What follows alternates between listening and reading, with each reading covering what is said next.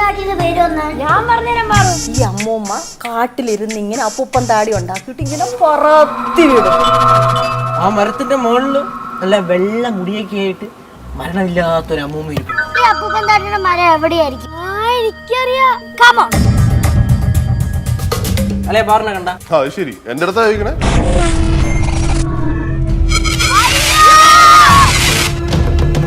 നല്ലൊരു variety concept ആയിട്ട് തന്നെയാണ് തോന്നിയത്. അത്യാവശ്യം ഹൊറൊക്കെ വൈബിളുള്ള അപ്പൂപ്പൻ താടിയുടെ ആ ഒരു സെറ്റപ്പ് ഒക്കെ വെച്ചിട്ട് അത് വെച്ചിട്ട് ഒരു പ്രേതം സാധനം, നല്ലൊരു ഐഡിയ, നല്ലൊരു ക്രിയേറ്റീവ് ആയിട്ടൊരു ചിന്ത എന്തായാലും പോയിട്ടുണ്ട്. അതിന്റെ ഭാഗമായിട്ടുണ്ടായ ഒരു എപ്പിസോഡിന്റെ സ്ക്രിപ്റ്റ് ആയിട്ടാണ് എനിക്ക് തോന്നിയത്.